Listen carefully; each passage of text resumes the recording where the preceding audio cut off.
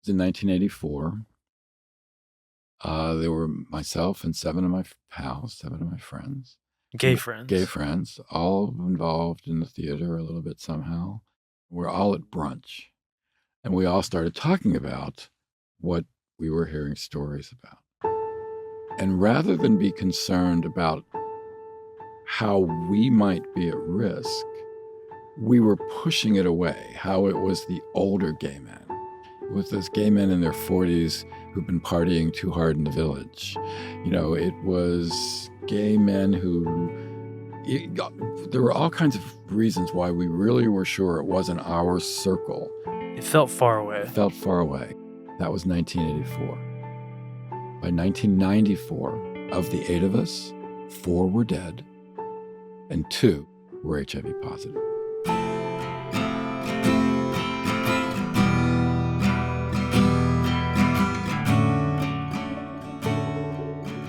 I was raised in Pittsburgh, Pennsylvania, south of the city, in sort of a 1960s suburb, as you might imagine. And the boys that I played with when I was particularly younger, one of the games we played when we got to be like a little more closer to being adolescents, like 6th, 7th, 8th grade, before high school, when you wouldn't do this, was a game that was called Schmear the Queer. And that's where we would all be in somebody's backyard, and somebody would have like a volleyball, and somebody would throw it up in the air, and someone would decide to catch it. It was a big deal to try and catch the ball. And then whoever caught the ball would run, and everybody else would run after him to tackle him, or hence the name, supposedly, Schmear the Queer. And even at that, it was like, again, probably like 5th, 6th, pre-adolescent kid, I got that wasn't good. So whether that was having a sense that I was gay, I certainly didn't know what that was about at all. I felt separate. Well, that leads so perfectly into my next question.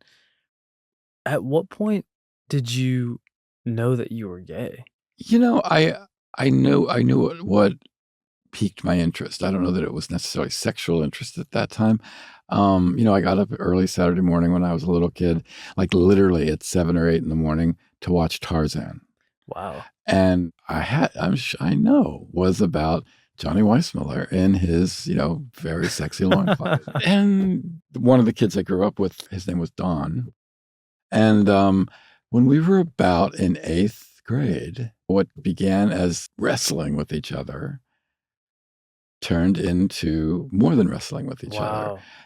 And that continued, that was like 7th, 8th grade. And then about right before we went into 9th grade, he literally looked at me and he said, "We can't do this anymore. Wow. We're going into high school. We can't do this anymore." Wow. And I remember sort of being like, what does high school have to do with this? Were you rejected? Did you feel Yes, rejected? I realize now as I even just say it and sort of felt the conversation again. Yeah, it felt like what I would now say was like someone breaking up with me. And what I really made a point of doing in both high schools I went to, with the freshman, sophomore, and then the second one, junior and senior year, was making sure I was always able to pass.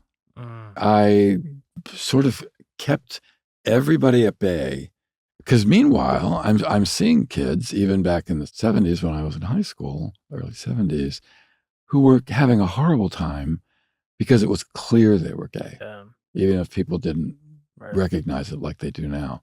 And I was determined that would never be me. And that's a lot of stress, self-hatred, and shame. I remember there was an article in Time magazine about, I can still see the cover. It was called The Homosexuals. So this is maybe like 1971, 72. And on the cover was a handsome young man, sort of in shadow, and you couldn't really see a face, but just a silhouette. And I remember reading this at home, in the living room at home, and being horrified. Wow. That even reading this sort of found me out. So you went to college. So then I go to college, where I'm a musical theater major, right? Oh, wow. What? CCM. So what had gotten you interested in musical theater? Because I also did the plays at school and I sang, and people seemed to think I could do it, and I really enjoyed it. And it was where we all first kind of began to figure out what that was. You would see the freshman class of any musical theater program come in, and you would look across the guys and you would literally think of some of them, gay by May. So they would, and I'm sure that I was one that somebody looked at and went, gay by May. So that's where I came into your own. I really came into my own and came out to my friends, and worked summer stock, and all of that really came together. Wow. And also where I really knew I wanted to come to New York City, both I thought to be an actor, but you know what the truth was? I wanted to come to the city to be gay. You had heard about it sort of being a mecca. I'd visited when I was 16 with a friend of mine, and we were sort of supposed to be staying with these nuns who were friends of one of our mothers. And these nuns more or less gave us keys to these little rooms and said, have fun, boys. And so we just ran around, for, 6 days. But, we also split up at times to just explore on our own. And when we did that one time, I had sex. Wow. I was hanging around somewhere around Macy's or something, and I was just kind of cruising, cruising, but looking in windows, just sort of just getting in. And I realized that this maintenance worker, who older than me, but probably was under 30, was sort of looking at me. I'm a 16-year-old kid, and he indicated that I should follow him, and I did. You automatically knew exactly. I knew exactly what he wanted. I'd been doing it in Pittsburgh. And he took me into some building, and then we ended up in some warehousey room. And, wow. It's nuts. When I think of sort of some of the, what could have happened, it could have, would have, should have. But I was thrilled with even as much as the sex, the adventure of that. Well, and it seems like it was also a form of connection. It was, because I remember talking with him. Well, so you moved to New York after college. Yep. And from what I've understood about this time period, it seems like it was, just anything goes. Anything that went, you could find. This is after Stonewall, before AIDS. Yes, exactly. This is in the time period of the 70s. It was extraordinary. How did you meet other gay people? On the street. There was sort of the walk, pause, look, let's go. Wow. An energy exchange. Oh, yeah. And the thing I did love at that time were the baths, because it was no nonsense. You got sort of to the point. And these are bathhouses. Yeah, whether it was the St. Mark's baths or the club baths or the Everard baths. Explain one of them, because I think for my generation, they don't really exist in New York anymore. They were like clubhouses. With all kinds of lockers, and then all kinds of little cabins, little rooms where you could rent one or the other. And then if you had a room, either have sex there with somebody who came in, or cruise around until somebody invited you in. And I know that there were people who went and would spend the weekend there. But I used to we would go with friends. We would all go together. I remember there was a particular snow day. This is maybe in 1978. I lived on 71st Street. Huge snow. The city is buried in absolute standstill. And I called a friend of mine, my friend Jimmy, who lived on 70th Street, a block away from me. And I said, you know what? He said, let's go down to the club baths. I said, it is going to be jammed, okay? Because there's nothing anybody can do, but they'll get there. That was open. And that was open, and I was right. It was, a free-for-all. And what about friendship? That's how I made a lot of friends, where the sex would wear off, and you would just be pals because you realize you liked each other. I want to ask about you coming out to your parents. Sure. Because, two Catholic parents, that's a big deal. Yes, it was a big deal. And see, when I left home to go to school, I never really came back. I'll bet I never spent 3 days in a row after I left to go to CCM as a freshman. Probably the next time I spent any more time was after my dad died and we were moving everybody out of the house. I just had very little connection to it. I mean, I always felt a little bit separate from my family, even in that way, because so much of my life was separate from them. I couldn't share it. And then finally, I guess I was 24, I think, and I began to just be embarrassed almost that I was sort of closetly pretending not to be something that I wasn't. So I decided that I should tell them. And I was really nervous about it because my father and I had a not great relationship. I was not what he bargained for. And rather than try and dig in or find out what he had gotten, he really kind of just stepped away. And I told him, whatever, that, I'm gay. And this would have been in like 78, 79. So this is pre-AIDS. So we didn't jump to worrying about that. But my father sort of did what I expected him to do, which is kind of just shut down about it. And my mother sort of went right away to it being sort of stereotypically almost her fault. It was just something. And I said, no. This actually has very little to do with either of you. This is really just who I am, how I've felt all my life. Even as a little kid, I've known this for a long time. How you did.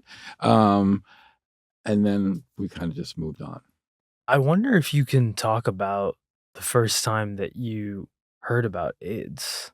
Oh, I can tell you exactly. I had a boyfriend at the time. We were living together on 71st Street. My friend who I mentioned before about the bathhouse, Jimmy, lived, across the street. So Bob and I and Jimmy and a mutual friend of ours, Fran, a woman, Fran, used to get up early, together and go to breakfast most mornings.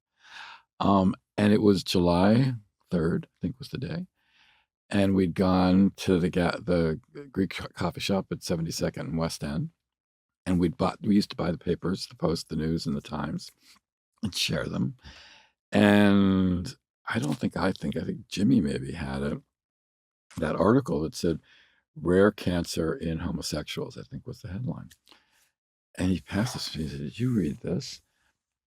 And I read it and just kind of thought, oh, what's that mean? I looked at Jimmy and I said, "Jimmy, the only gay disease that's going to, kill you is if one of your knickknacks on a high shelf falls off and hits you in the head." And that was about as much as we sort of paid attention to it at that time. But that was the beginning of it sort of working its way into our lives. Because the story that really exemplifies sort of where it fell for me in those first couple of years, and then 10 years hence, was in 1984. There were myself and 7 of my pals, 7 of my friends. Gay friends, all involved in the theater a little bit somehow. We're all at brunch. And we all started talking about what we were hearing stories about. And rather than be concerned about how we might be at risk, we were pushing it away, how it was the older gay men. It was those gay men in their 40s who've been partying too hard in the village. It was gay men there were all kinds of reasons why we really were sure it wasn't our circle. It felt far away. That was 1984. By 1994, of the 8 of us, 4 were dead and 2 were HIV positive. And Wow. by 94, I mean, I was already doing the work with Broadway Cares Equity Fights AIDS, but believe me, we were in it. Well, it's interesting because, Tom, this is happening at a time when there's so many different ways that gay people are getting involved in the fight against AIDS. You have people really involved in protests. You have people really involved in policy. You kind of chose this other very critical route, fundraising. And so I wonder if you could talk about like what made you choose that route or how it chose you rather. Well, I mean, I loved the theater. I loved the activity of the theater. It was like going back to loving to be that busy kid. I enjoyed the sense of family it created. Mm. And even beyond just, did some work as an actor, something off Broadway, way, way off Broadway, and, regional theater and dinner theater. But I didn't have any kind of acting career that amounted to anything. But then I was doing a lot of freelance writing and had a much better quality of break as a freelance writer than I did as an actor. Like as a playwright? No, as an artist, you're doing a lot of magazine articles. And one of the jobs I got that was a pen for hire was for an 8-week gig at Actors Equity to write some pamphlets for them and a ridiculous staff manual. And that literally, who would have known, got my foot in the door. Were you able to see the impacts directly with any people that you knew? Oh, of course. Yeah. I mean, I know people who were like nearly thrown out of their apartments. I know people who were in the hospital and, had no place necessarily where they could land afterwards. I know people who needed meals, who couldn't work, who needed emergency financial assistance. I knew people whose families were not going to pay for their funerals. There were hundreds of clients, and at that time, they were dying. I got a note one time. Nick Pippin was his name, and he'd been a dancer, and this is probably maybe 1991 or something. And Nick had gotten very sick and, debilitated and unable to work and then sick. But got back to his apartment and he wrote me a note that just said this: "You have made this atheist believe again in angels." And Nick died soon afterwards.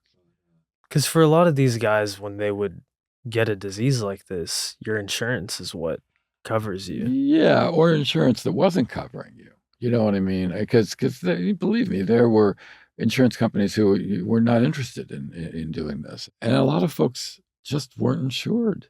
I mean, they'd end up in the hospital as a charity, bad debtor charity case. Or if you can't work anymore because you're too sick, then you lose your. Yes, cobbling together insurance was part of what the Actors Fund did. Wow, it's what it still does. At that time, kind of leading up to 1995, it seems to be getting worse and worse. Like the statistics around death keep rising. That time? Yes. It was horrific. And those few years particularly, I mean, the 80s were a little bit different because there was a sense, I have a lot of friends who were in ACT UP and we funded ACT UP and there was an energy and the demos that were being done and, to all of that. And then finally, that after the 91, 92, 93, we were just exhausted by it. And you had raised a lot of money by that point. Oh yeah, we had for that time. But people were really, really worn out. I wonder for you, do you have a memory of what the most emotional moment was for you? I mean, I remember Bob's funeral very well. That was your partner. Yeah. I mean, we were together for 10 years. We weren't really living together like as partners in that last couple of years, but I was his caretaker. So it felt like that. When Bob died in 91, I was 37 and he was maybe 32, something like that. That's a young age. Yeah, very young age. It's a horrible. Yeah, I mean, Bob's been gone now longer than he was around. Mm. And I remember his funeral, certainly, on 72nd Street, feeling like my life, being both there as an individual with all the emotion and all the personal attachment, and also being there as like producing the event. Like working and living. Working and living it. And often the living it being a little bit pushed away by the working of it. But I remember looking at him and sort of feeling like everything had collapsed in on itself. The work, again, that's very early Equity Fights AIDS work. And you've also been really open, Tom, about during that time struggling with substance abuse. Yes, I did. I mean, I always Was it alcohol? It was no. Alcohol was never really the problem. It was Coke. It was I thank God every day of my life that I was so young that that meth never crossed my path, because I never, as far as the drugs went, I never sort of searched them out initially, but if people had them, I was always happy to die. I was just sort of stupidly adventurous, like the 16-year-old kid who's running around New York City and goes up into a building with somebody who just says, "Come with me." I mean, there was a poker game of all of us at one time, and that game would always involve somebody having some kind of coke or weed. And I realized there became a point, probably about 1985, 86, where my attention shifted. And certainly suddenly the poker game didn't matter as much as the cocaine did. Where was the coke? And there were a couple of years there in the 86, 87 where I kind of really sort of slid clearly off the beaten track and went into the program, began to go to meetings and did that successfully until about 1992. And then really had a pretty big, messy, what they call slip. Relapse? Relapse, yes. And Bob passed away in 91. Wow. After being sick for a while and being his caretaker. And Colleen, who I'd gotten very close with and worked with as her assistant, she passed away in August of 91. Oh my God. Yeah. So those were huge. I don't remember feeling like I could have had a moment where I could have just sat in a chair, and cried, and somebody might have checked on me, and my position was to check on the 3 or 4 other people who were doing that a little bit. Like, in a sense, there was no time to grieve. There wasn't. I went down to Washington, D.C. for the quilt that was being displayed in the mall. It was 92. Broadway Cares, Equity Fights AIDS has merged. We were involved in some presentation thing and some events, and it was a whole 5-day weekend. And I'd really never walked through the quilt because everything had been about work. I was helping with arrangements for speakers and all sorts of things. And before I was heading back to New York, like on a Sunday, Monday, something, I thought, I've really got to, other than just be here, I've got to really walk through this and experience it. So I did, and sort of got lost in it. I found Bob's panel. I found my friend Blaine's panel, who I was very close friends who I'd lived with. These are like the size of coffins. Yeah. And I was getting on the train to come home immediately afterwards. And I think I was just so between being tired and just had opened myself to what all this meant and the grief of it and the grief of it, that I literally got off the train and went to a dealer.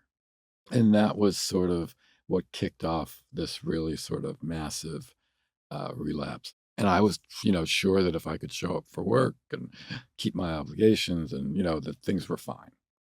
They weren't. When I finally did manage to sort of slow down, to stop this myself and try to get back to meetings in January. This is 93? January 93. Roger, who was my partner at Broadway Cares, Roger said, you really need to go see my friend, Dr. Howard Grossman, who was my doctor for a long time, to get checked up to make sure you're okay with just all sorts of things. So I did. Just like a full exam. Just a full exam, after you've come off all this idiot behavior. And I did. And Howard called me and he said, you need to come down to my office. And I thought, okay, well, that's clear. And I went down to Howard's office where he told me, says maybe beginning of February, you're HIV positive. 93, there were no medications. And that was like the last kick in the ass where I just kind of went, fuck it. Stupidly. And finally, Roger grabbed me by the throat and he said, look, you're either going to rehab or you're fired. That's my denial was based on being able to do my job. And I was determined that I would do that to prove to myself that I wasn't a problem, that I wasn't an addict. And as a therapist has told me since, the only thing that probably would have got my attention to stop was what's called job jeopardy. When Roger said, if you don't get your act together, I'm fucking firing you. It was like, no, that can't happen. And that's what basically got me, thank God, in Hazleton. It doesn't always work. It worked for this boy who liked to be busy. What was going through your mind when you got the diagnosis? Shame. I'm a little, not embarrassed, but people are human. People make mistakes. But it does seem like I should not, had I been smarter about other aspects of my life, this wouldn't have happened. I should have known better. I was working in this community. Whether it was around fundraising, but I certainly knew all the how the science worked and why you would want to use a condom. And clearly, I wasn't at that time. Through that relapse. And had I not gone to Hazleton for that month, I'm sure I wouldn't be here. Wow. And so that was a positive experience for you? No, rehab was tough. By the time I left, it was a positive experience. But initially, it was horrific. I was put in there with someone who looked at me, got my story right away, and immediately was not going to share a room with a faggot. Wow. And was really nasty about it. And of course, not wanting to be there, that's kind of all I needed to tell them why I couldn't stay. There was a guy in the theater community, a guy named Fred Nathan, who was a press agent. And Fred had a really rough row with cocaine and freebase, crack. So Roger knew enough to talk to my unit counselor to say, Tom should talk to Fred on the phone. So they bring me in the office and I'm just pissy about everything. And I'm on the phone with Fred. Now, I don't know if you know the 12 steps. A little bit. Okay, yeah. But there is a step called the 5th step where you tell your deepest, darkest secrets, usually to your sponsor, so that you can begin to move past them. The 4th step is writing them all down. So Fred, crazy asshole, literally says to me, Tom, you want to stay, if only for this reason. When all these guys in your unit have to do their 5th step with someone and they don't want to tell somebody that they sucked dick for blow, they'll be willing to talk to you. So you're going to get some great stories.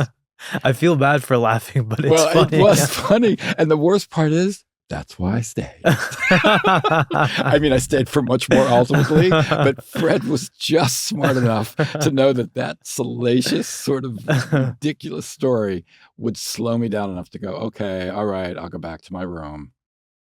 And where were you when you heard about the new drugs that were going to save people's lives in 1996, I think? Yeah, I was working at Broadway Cares, certainly, and I certainly would have been aware of it. But the reason why I can very much remember that date is because I had a friend in the hospital, my friend John Hatchett.